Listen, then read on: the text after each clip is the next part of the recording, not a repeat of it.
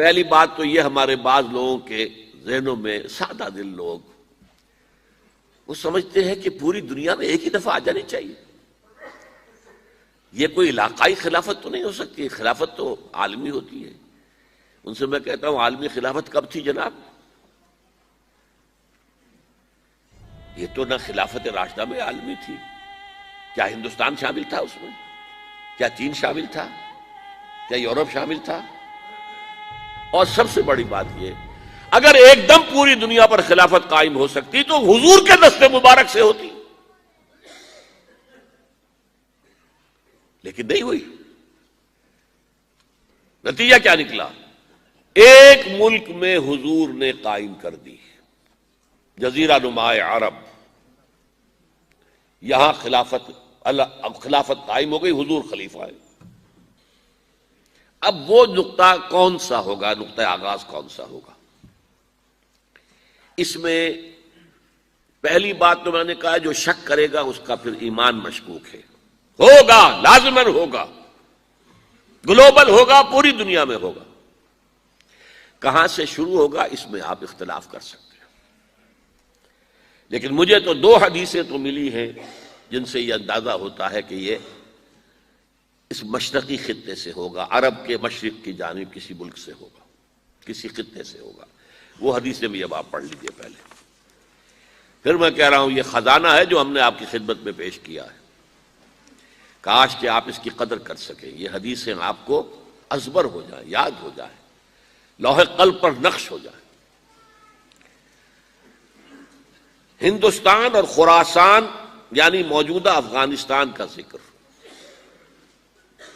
ابن ماجہ کی روایت ہے عن عبداللہ ابن الحارث رضی اللہ تعالی عنہ قال رسول اللہ صلی اللہ علیہ وسلم یخرج ناس من المشرق یؤتئون للمہدی یعنی سلطانہ، یعنی سلطانہ، دونوں طرح سے پڑھ سکتے ہیں.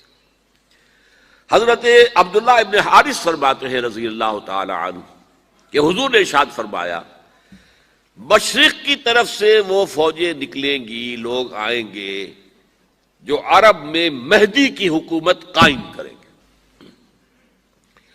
یہ مہدی کون ہوں گے اس کا ذکر میں ذرا بعد میں کروں گا، لیکن نوٹ کر لیجئے کہ مہدی سے پہلے لازماً کسی مشرقی علاقے کے اندر وہ نظام قائم ہو چکے گا، تب وہاں سے فوجیں آئیں گی نا.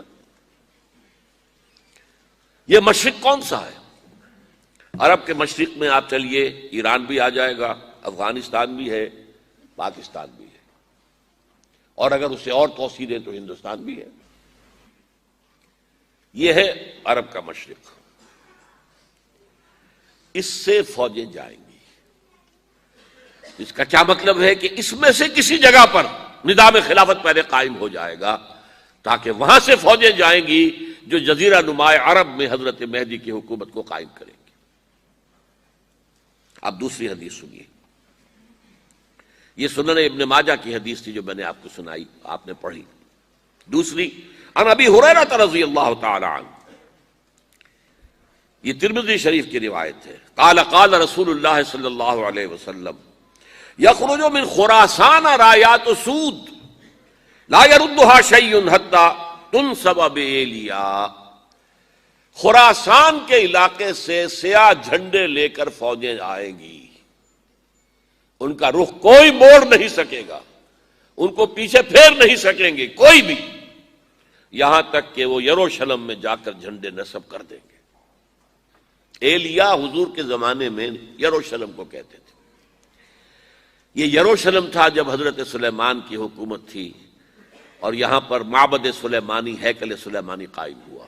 پھر یہ یروشلم ہی رہا ہے تاریخ میں، یہاں تک کہ سن 70 عیسوی میں جب ٹائٹس رومی جنرل نے اس کو گرایا، ختم کیا، سیکنڈ ٹیمپل گرا دیا اور یہاں سے یہودیوں کو کہا نکل جاؤ، یہاں سے کوئی یہودی باقی نہیں رہا، بالکل تہو بالا برباد کر دیا.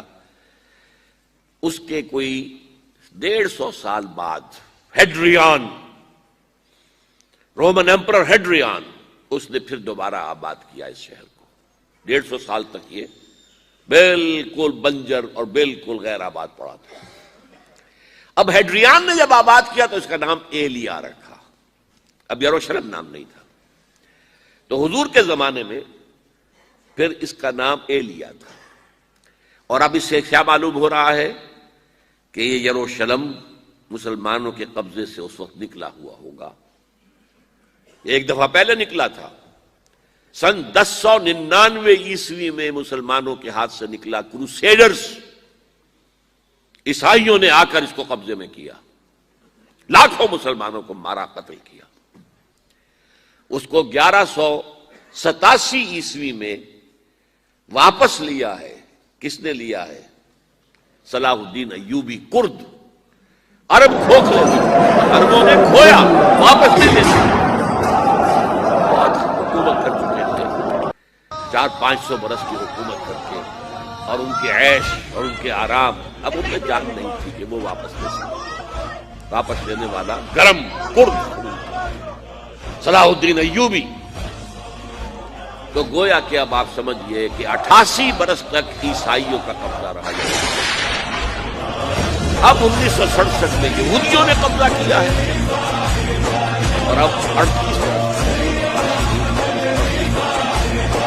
لیکن جو دور آئے گا کہ اب پھر لینے والے عرب بھی نہیں ہوں گے. خراسان کے علاقے میں، یہ خراسان ایلیا تو میں نے آپ کو بتا دیا، یروشلم خراسان اس زمانے میں بہت بڑے ملک تھے. کچھ حصہ پاکستان کا بھی اس میں تھا، کچھ حصہ ایران کا تھا. ایران کے اس حصے کو اب بھی خراسان ایک صوبہ خراسان ایک صوبہ ہے چھوٹا سا. پاکستان میں خاص طور پر یہ جو علاقہ مالاکنڈ ایجنسی کہلاتی ہے، اس سے اوپر جتنا علاقہ ہے، اور یہ جو واخان کی ایک پٹی آتی ہے اوپر، واخان افغانستان کی ایک پٹی سی دم سی چلی جاتی ہے جو جا کر چائنا کی سرحد سے مل جاتی ہے. وہ اس حصے میں یہاں سے لے کے یہاں تک ماشاءاللہ یہ جو مالاکنڈ کا وہ درہ ہے اور پہاڑ ہے، اس سے آپ یہ کو بھی اندازہ خراسان ہوگا کا کہ ہے. اصل مسجد کتنے نیچے. باقی تقریباً 2/3 آف افغانستان ساؤدرن حصہ نہیں ہے خراسان کا حصہ، یہ سیستان کہلاتا تھا، یہ خراسان نہیں ہے. اور کتنی لیکن یہ کہ اوپر کا 2/3 آف افغانستان، اور اس کے ساتھ یہ جو عرب جو اب یہ ترک ممالک آزاد ہوئے ہیں سوویت یونین کے ڈسولوشن کے ساتھ، یہ سارا علاقہ کہلاتا ہے خراسان بزرگ، ان پلروں کو بھی انہوں نے دی گریٹ خراسان. نئی ایک ایکسٹینشن مرتبہ ایک یہاں کا جو اور یہی نیچے کونسلیٹ ایران کا وہ کچھ آئے تھے میرے پاس، ان کے ایک اہم آدمی. دیکھیں تو آپ کو ان سے میں نے پوچھا خراسان، تو پہلے تو ان کا خراسان ہمارا ایک صوبہ ہے. نہیں مجھے خراسان، او خراسان بزرگ، وہ جو آپ دی گریٹر خراسان کی بات کر رہے ہیں وہ یہ تھا.